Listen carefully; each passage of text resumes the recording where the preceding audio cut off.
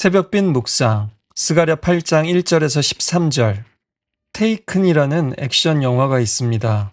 전직 정보부 요원이었던 아버지가 유럽에서 납치된 딸을 찾아내고 구해내는 이야기입니다. 진짜 영화 같은 이야기다 하면서도 사람들이 공감하고 통쾌했습니다. 어떻게 해서든지 인질로 잡힌 딸을 찾아내고 구원내는 아버지의 모습, 이것이 오늘 바로 시온을 위하여 크게 질투하시고 그를 위해서 크게 분노함으로 질투하시는 우리 하나님 아버지의 모습입니다. 나는 너 없이는 안 된다. 나는 너를 잃어버릴 수 없다라는 겁니다. 딸이 미성년자이고 가면 위험하니까 가지 말라는 아빠의 염려에도 불구하고 결국에는 기어코 가서 납치를 당하고 인질로 당한 모습이 어찌 보면 하나님 앞에 이스라엘의 모습이고 또 인간들의 모습입니다. 하나님은 우리가 죄에 짓밟히고 세상의 노예가 되고 욕망의 포로가 된 것을 보시면 우리가 우리 자신을 보는 것보다도 더 큰 감정의 격동을 느끼십니다.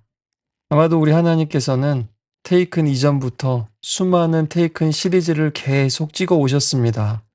왜냐하면 하나님의 자녀들은 하나님 아버지의 당부를 듣지 않고 계속 혼자 여행을 떠났거든요. 그럼에도 하나님은 끊임없이 자녀들을 구해내시고 또 구해내셨습니다. 이것이 바로 하나님의 질투이고 분노이며 진실하심이며 거룩하심입니다. 이사야서에는 나는 내 영광을 다른 신들에게 주지 않으리라 라고 말씀하셨는데 어찌 보면 이 말은 나는 내 자녀를 다른 신들에게 주지 않으리라 라는 말로 바꿔 말할 수도 있습니다. 하나님의 영광은 바로 자격 없는 저와 여러분입니다. 스가랴의 시대에도 하나님 말씀을 듣지 않고 저 먼 나라에 가서 인질로 잡혀있는 하나님의 자녀들을 구해내셨습니다. 그리고 하나님께서 그들이 있는 곳에 돌아오셔서 영원히 함께 살 것이라고 약속하십니다. 그리고 그것은 그들이 하나님 앞에 충성하고 믿을만 해서가 아니라 우리 하나님이 진실하시고 신실하시기 때문입니다. 하나님 오늘 돌아왔다. 이미 이루어진 것을 말씀하시고 또 너희가 그런 성읍이 될 거라고 미래를 또한 말씀하십니다. 당시 예루살렘에는 노인이 많지 않았습니다. 포로 생활 중에 나이가 든 이들은 대부분 귀환하지 못했고 또 전쟁과 질병으로 많은 사람들이 목숨을 잃었습니다. 노인들은 살아남기 힘들었고 아이들은 태어나기 어려웠습니다. 전쟁과 포로 생활은 예루살렘에서 무엇보다도 노인과 아이들이 사라지게 했습니다. 그러나 하나님께서는 노인들이 돌아오고 또 아이들이 뛰어놀게 될 것이라고 말씀하십니다. 하나님의 이야기, 그 인생을 가진 믿음과 지혜를 가진 노인들, 그리고 생명과 미래를 말해주는 어린아이들, 지금도 놀이터나 파크에서 아이들이 뛰노는 모습을 보면 인종과 피부에 상관없이 그저 미소를 짓게 됩니다. 또 오늘날 전 세계적인 현상 중에 하나는 노인층이 급증하고 출산율은 급격히 줄어들고 있습니다. 그리고 그 중심에는 부양의 그 경제적인 부담과 또 사고방식의 변화가 있습니다. 아이들이 안전하고 또 꿈을 펼치기 좋은 세상인가? 그렇지 않다라고 생각하는 겁니다. 그런데 포로에서 돌아온 사람들도 마찬가지였겠죠. 미소는 사라지고 아이들을 볼 여유도 없는 공동체에게 이 하나님의 비전은 그들의 현실과는 너무나 달랐습니다. 그래서 이런 하나님의 말씀이 너무나 기이하게 들리는 겁니다. 그러나 하나님은 너희 눈에는 기이하겠으나 내 눈에야 어찌 기이하겠느냐라고 말씀하십니다. 전혀 이상하지 않다는 거죠. 하나님의 약속은 우리의 상상과 현실의 장벽을 뛰어넘습니다. 교회는 이 하나님의 비전을 미리 맛보고 또 성취해 가는 공동체여야 되겠죠. 그리고 옥스포드 한인교회가 특별히 노인들로부터 어린아이까지 믿음이 전수되고 하나님의 이야기가 흘러가는 통로가 되기를 간절히 소망합니다. 그러나 이스라엘의 역사도 우리 민족의 역사도 보여주듯이 살아가다 보면 그 데미지를 안 받을 수는 없습니다. 모진 인생과 역사 속에서 우리는 상처와 트라우마를 겪을 수 있습니다. 그리고 그것은 정말 잊기도 지우기도 힘들죠. 다시 이전처럼 살아가기가 힘들 때가 있습니다. 그러나 오늘 하나님께서 바로 그것을 불가능해 보이는 것을 가능하게 해주신다고 약속하시는 겁니다. 이렇게 하나님이 함께 하시는 사람 그리고 공동체는 정말 신비롭고 놀라운 회복을 경험할 수 있습니다. 오늘도 무너진 마음, 깨어진 관계, 비어버린 삶 가운데 이 말씀을 듣는 분이 계시다면 이 스가랴의 말씀이 복음으로 다가가길 바랍니다. 그리고 바로 이 말씀이 여러분에게 주신 하나님의 약속이라는 것을 붙들고 함께 기도하셨으면 좋겠습니다. 또 하나님께서는 그들이 내 백성이 되고 나는 그들의 하나님이 되리라 라고 말씀하십니다. 이것은 에스겔과 예레미야를 통해서 주신 새 언약입니다.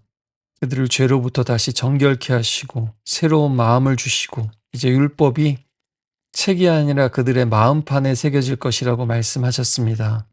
그래서 이 회복은 성전 건물의 회복이 아니라 하나님과의 관계의 회복, 언약 관계의 회복인 겁니다.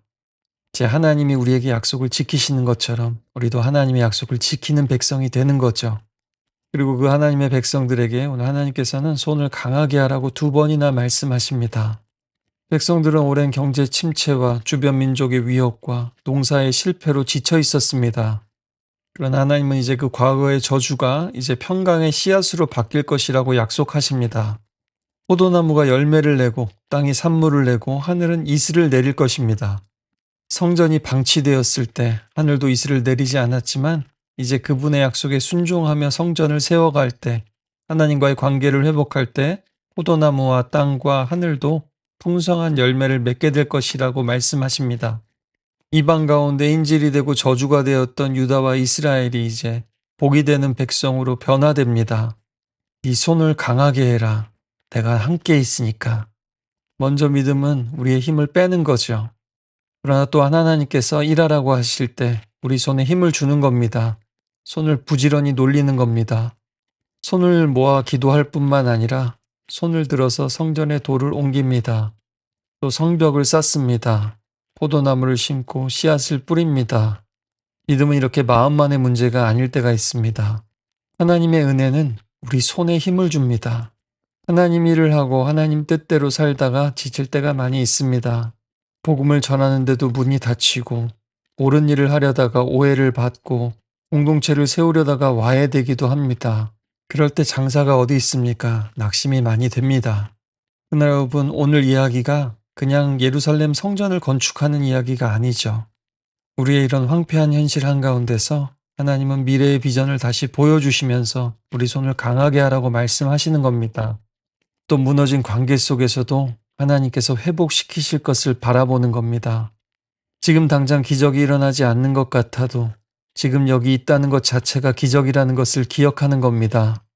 그리고 우리 하나님은 폭력으로 구원하시지 않지만 결국 그 어떤 것도 하나님의 큰 일을, 그 놀라운 구원의 일을 막을 수 없다는 겁니다. 여러분, 오늘 이 말씀이 비전이 너무 여전히 기이하고 이상하다고 여겨지십니까? 그렇다면 거꾸로 하나님은 여러분을 위해서 하실 일이 너무나 많다는 것을 잊지 마십시오. 또 열심히 주님 뜻대로 살았는데 손과 발이 풀려 계신 분이 계십니까? 하나님의 손을 보여달라고 기도할 뿐만 아니라 우리 손을 또한 강하게 할 수 있기를 바랍니다. 옛날 예루살렘만이 아니라 오늘날 옥스포드는, 런던은, 서울은, 뉴욕은 어떤 모습일까요? 끊임없이 이어지는 간판들과 휴대폰 화면만 바라보며 걷고 있는 사람들로 가득한 거리가 아닐까요? 그런 도시는 사람들로 꽉 차 있어도 비어있는 도시입니다. 크고 화려한 도시 가운데 화려하지 않고 소박해 보이는 교회를 통해서 하나님은 노인의 지혜를 들려주기 원하시고 아이들의 웃음소리가 끊이지 않기를 원하십니다. 교회야말로 도시의 그런 변화를 일으키는 놀랍고 기이한 공동체입니다.